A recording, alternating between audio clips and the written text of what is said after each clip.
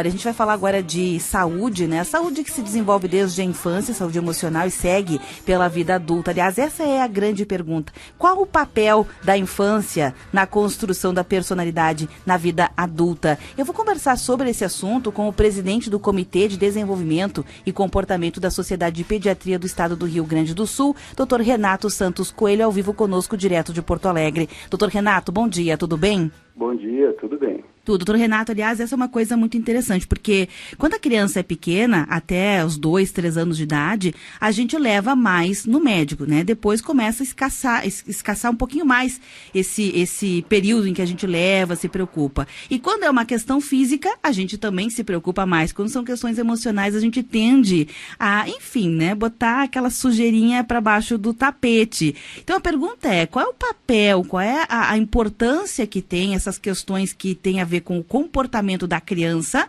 na relação que se faz na saúde emocional na vida adulta? O que é importante a gente salientar, né, que houve uma mudança considerável da maneira como a gente enxerga a criança hoje, se nós olharmos para 100, 200, 300 anos atrás, onde se negligenciava completamente isso. E os estudos, né, nos últimos 100, cento e poucos anos, mostraram que o que tu é adulto hoje foi construído, foi solidificado numa fase precoce da vida. E se diz assim que a personalidade do ser humano, ela se estrutura ao longo da primeira infância, que seria assim até os 6, 7 anos. Então assim, os outros estudos do final do século passado, principalmente de origem francesa, começaram a mostrar a importância da relação mãe-bebê. Isso é, as primeiras relações, aqueles momentos bem precoces da vida do ser humano que a gente não se lembra mais, mas que não está perdido na nossa memória, está lá dentro. Então existe o que a gente usa uma expressão em inglês, que é um imprint, quer dizer, isso é uma marca, uma gravação num cérebro muito pequenininho, né, que é de um bebê. E durante muito tempo até a própria medicina negligenciava o quanto um bebê poderia sentir e perceber as coisas. Claro que nós estamos falando de uma percepção e uma capacidade de entendimento muito limitada, mas ela não é ausente. Não pode se fazer aquela velha prática de se falar coisas graves e importantes na frente da criança numa voz baixinha, como se ela não estivesse escutando ou percebendo as coisas. Nós não estamos frente a uma criança deficiente, uma criança com um problema mental. Nós estamos falando de uma criança normal que percebe as coisas, sente. Então, mesmo um recém-nascido pequenininho, ele sente que a mãe não está bem. Tanto é que a gente usa uma expressão na pediatria, assim, quem trabalha com essa área do desenvolvimento e comportamento, que o bebê, ele é um termômetro da mãe. Isso é, ele mostra que a mãe não está bem. Assim como o termômetro mostra que a gente está com febre, o bebê pequenininho, ele mostra que a mãe não está bem. Então, como é que ele consegue fazer isso? Né? Uhum. Ele consegue fazer isso através do choro. E ao interpretar o choro, a gente consegue ver que o bebê está dizendo para nós que aquela mãe não está bem. Uhum. Então, muitas vezes, uma depressão pós-parto, que acontece em torno de 15% das mulheres após o nascimento do seu bebê, algumas das vezes a demonstração vem através do bebê. A gente descobre que a mãe está em depressão porque o bebê está nos mostrando com crises de choro, de não conseguir dormir, ou as chamadas cólicas do bebê, e na realidade ele pode estar nos mostrando isso. Uhum. Então, essa fase da vida, né, bem precoce, é onde se estrutura as gravações num cérebro dessas primeiras relações que vai ser o futuro do ser humano. Então, tem um professor que eu tive há muito tempo atrás, infelizmente já é falecido, que é um psiquiatra infantil, que usava essa expressão, assim, de que, principalmente nós da pediatria, temos uma importância grande em favorecer essa relação, essa interação da mãe com o bebê, a ponto de que o que nós podemos fazer funcionaria como uma vacina emocional. Então essa expressão eu gosto muito porque ela é bem emblemática, assim, né? É uma vacina emocional. Nós podemos fazer pequenas interferências, intervenções bem precoces nessa relação mãe-bebê, a ponto de evitar problemas futuros, né, de personalidade. Tu pega, às vezes, um adulto ou um adolescente com transtorno de conduta, com atos delinquenciais e tudo, né? ele nunca foi cuidado, ele nunca foi amado, nunca teve uma boa interação. Então, como é que ele vai poder repetir isso aí? Tu só consegue repetir de ter um afeto, um cuidado com o bebê se alguém cuidou de ti quando bebê. Não tem como tu fazer algo que nunca ninguém fez por ti. Então, tu pegar um bebê que foi negligenciado, foi mal cuidado, não teve uma interação boa, é óbvio que ele não vai ter uma gravação na mente dele numa fase bem precoce da vida, agora, do cérebro. Doutor, nisso que o senhor fala, me perdoe, mas é importante a gente fazer um parênteses. A gente tem aqui patologias que são modernas. Eu chamo patologia, talvez seja um termo até um pouco forte, mas enfim, o senhor vai entender o que eu quero dizer. Nós estamos numa sociedade que exige das pessoas, todas elas, resultados. E a gente, nessa sociedade de resultados de consumo, acaba trabalhando muito mais. E uma das questões que as famílias estão convivendo são em número menor. Então, quando acontece um trauma, por exemplo, um luto, uma perda, a morte de alguém, ou quando acontece a separação, existe uma menor estrutura, uma menor rede para lidar com esse adulto. Consequentemente, esse adulto, sem esse suporte, acaba também, muitas vezes, repassando essa negligência, esse abandono para a criança. Essa coisa de trabalhar demais também gera crianças com um sentimento de abandono, né? Porque a criança precisa do contato físico também, presencial, dessa família. Essas novas condições modernas, elas estão já impactando a infância. A minha pergunta é como a gente pode amenizar, de alguma maneira, tomar consciência disso e, quem sabe, reverter esse processo? Tu está tocando num ponto que é coisa da sociedade moderna, né? Onde tudo é rápido, tudo é ligeiro, tudo tem que ser para ontem e tem que trazer prazer. Nós não admitimos mais tristeza. Então, assim, nós temos que priorizar o ser humano, priorizar o bebê. Então, assim, botar a criança no maternal, numa escolinha, não é ruim. Muitas escolinhas são extremamente boas e é bom para a criança. Mas a gente tem que cuidar para não passar a responsabilidade da educação, do cuidado para os outros. A nossa função como pai, como mãe, nós somos responsáveis por aquilo ali. Se eu tenho uma situação de vida que o meu bebê precisa de cuidado, eu tenho que parar de fazer o que eu estou fazendo, o trabalho, os estudos, e cuidar daquele bebê. O trauma pode ser, por exemplo, o senhor disse que a primeira infância até os 6, 7 anos de idade, né, onde se forma a personalidade, já estudos comprovam isso. Uma criança que está ali nos 4, 5 ou está com 7 anos de idade, passou por um trauma, um desses que eu lhe falei, uma separação, alguma coisa assim. Isso é possível a gente reverter ou já está impresso, nunca mais vamos conseguir reverter isso? É possível reverter porque o cérebro humano, principalmente o cérebro da criança, ele tem uma plasticidade, ele tem uma capacidade de resolver coisas, digamos assim. Então, quanto mais cedo a criança, mais fácil nós temos chance de reverter. E isso depende também dessas primeiras relações lá de bebê com o bebê com a sua mãe, que é o que a gente chama na ciência hoje a capacidade de resiliência. O que é resiliência?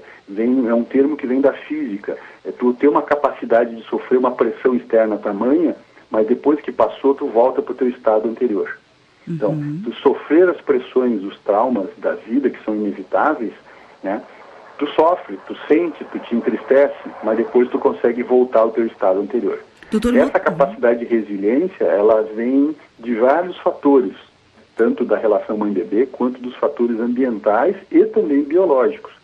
Né? Tem uma questão da carga genética. Então, é uma junção. Por isso que o fato é tão complexo, é tão cheio de variáveis, né, que fica difícil de dizer assim, exatamente, com 6, 7 anos tu tem um trauma, tu não reverte. Não, tem grande chance de reverter.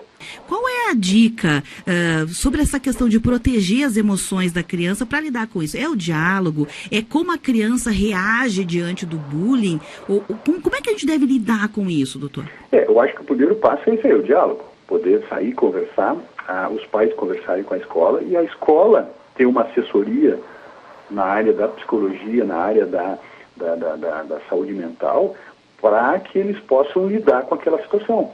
Porque se alguém está sofrendo bullying, alguém está fazendo bullying.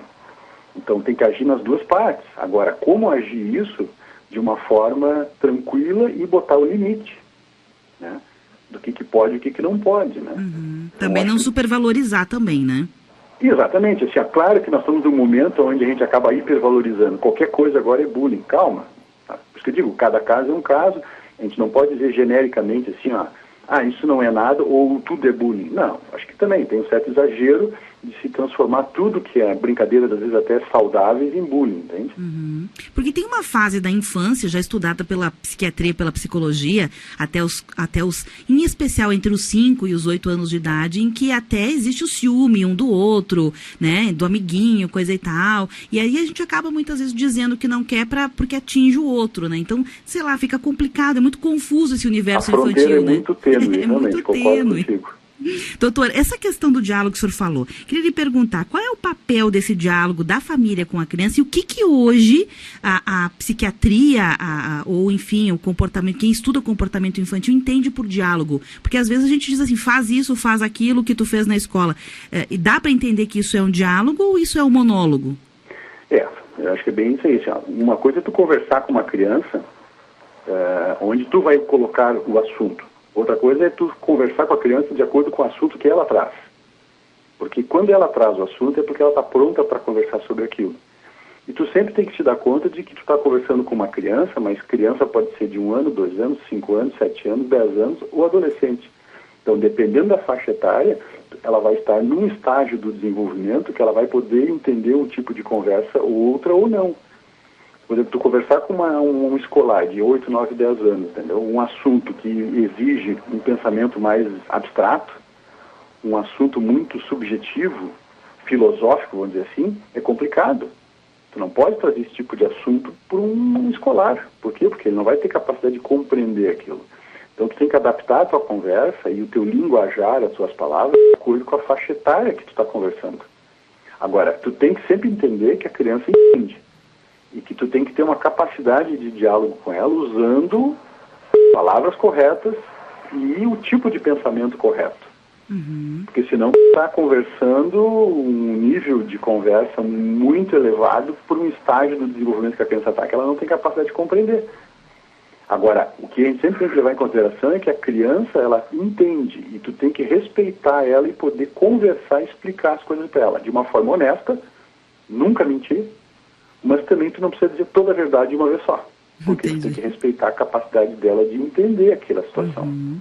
Essa questão do consumo também é uma outra dificuldade que as famílias têm e tem impactado muito a infância, né? O dar coisas, essa sociedade tecnológica, essa coisa dos aparelhos eletrônicos cada vez mais cedo presentes na vida das crianças. Como a sociedade de pediatria entende essa questão?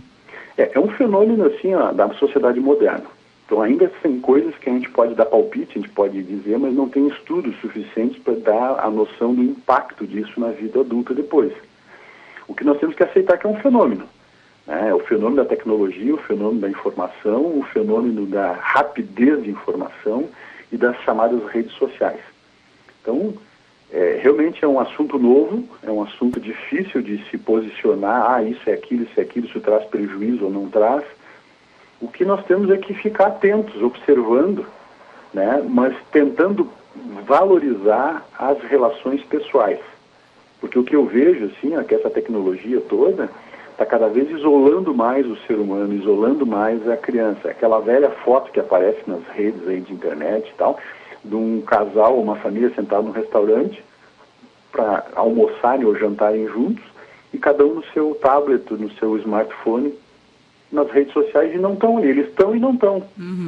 Então, assim, isso é uma coisa que realmente tem que se intervir, tem de mostrar, olha aqui, agora não é hora, agora nós vamos aqui, nós 3, nós 4, nossa família, nós estamos reunidos, vamos conversar, vamos brincar, vamos se divertir, mas desliga os aparelhos eletrônicos. É o momento nosso. Doutor, para a gente fechar, amanhã, dia 21 de março, é o Dia Mundial da Infância.